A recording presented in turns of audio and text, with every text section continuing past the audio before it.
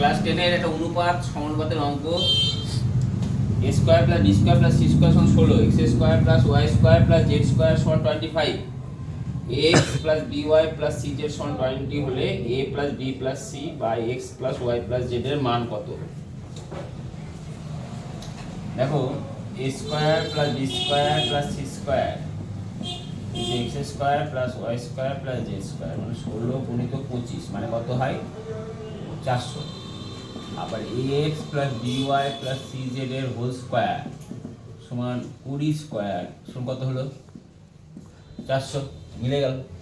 তাহলে আমি লিখতে পারি ax plus by plus cz এর হোল স্কয়ার সমান a square plus b square plus c square into x square plus y square plus z square. বুঝতে পারি? এবার সূত্র দেখো a plus b plus c এর হোল স্কয়ারের সূত্র a plus b plus c whole square সূত্র কি? a plus b plus c whole square সূত্র কি বলো? a square plus b a square square plus b square plus c square plus c square plus 2 into a b x x by by plus c z 2 into b by o by c z into cz plus 2 into c z into x আর এটা গুণ করো a square x square plus a square y square plus a square z square z square হলো একে b দিয়ে গুণ করো b square x square plus b square y square plus b square z square আবার c square দিয়ে গুণ করো c square x square plus c square y square plus c square z square.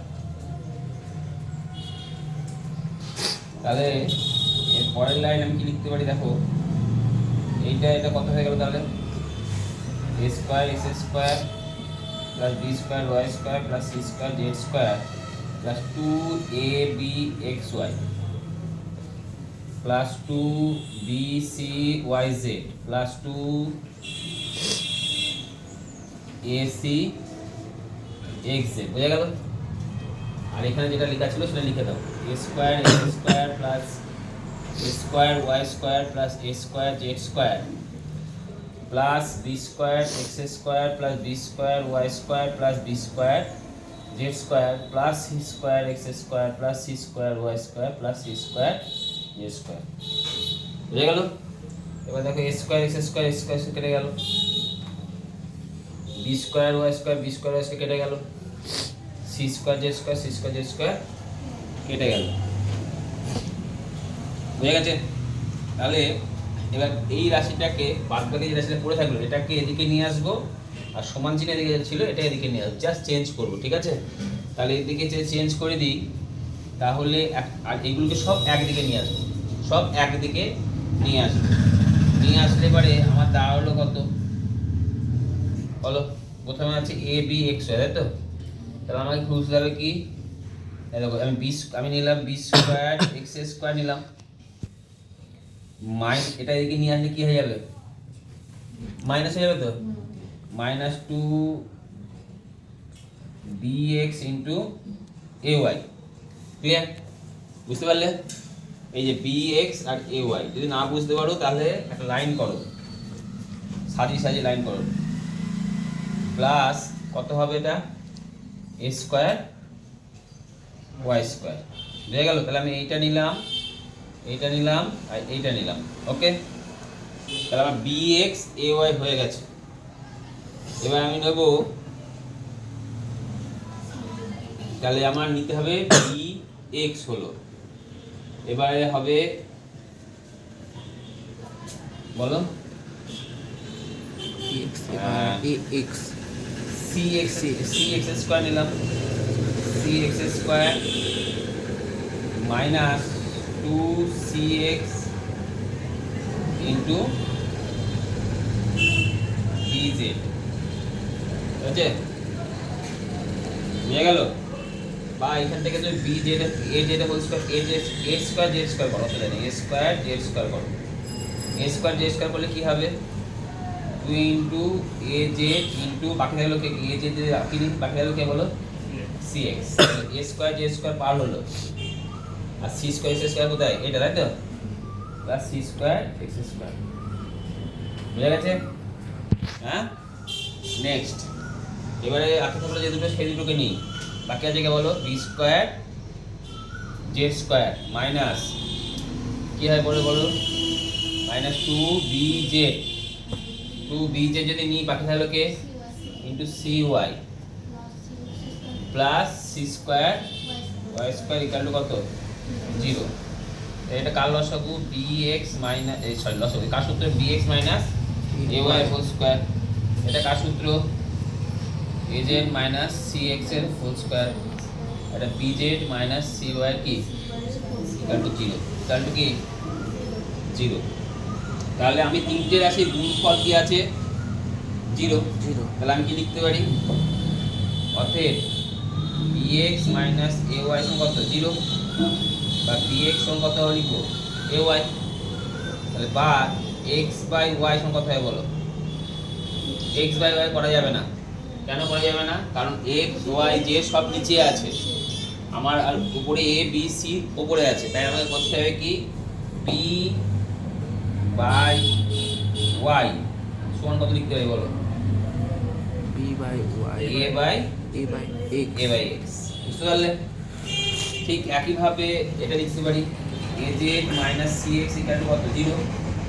তাহলে উপরে থাকবে কি? তাহলে az সমান cx লিখতে পারি। তাহলে a বাই কি হয় বলো? তলায় a বাই az z সমান cx, a বাই cx বলো। এই তলায় যে x x আর উপরে cz c by z। Clear? এবারে আমার এটা নেবো bz minus cy equal to 0। তাহলে কি লিখতে পারি? bz সমান cy, তাহলে b by y c by z। তাহলে আমি দেখো তিনটে রাশি, অতএব এই তিনটে রাশি তুলনা যদি করি তাহলে আমি কি পাবো? অতএব b বাই y সমান a বাই x সমান c বাই z। পরীক্ষা এটা প্রশ্ন আসতে পারে, বুঝলেন? তাহলে একটু শেষ অঙ্ক। এরপরে আমি এটা সংযোজন প্রক্রিয়া করে পাই, সংযোজন প্রক্রিয়া করে পাই। তাহলে কি হবে? অতএব বলো কত হয় বলো? a যোগ b যোগ c বাই কত? সমান কত? কত অ্যান্সার হবে?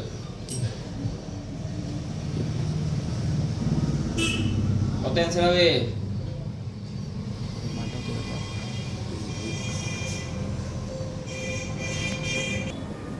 এবার কি করবে? এটা সমান কে ধরো,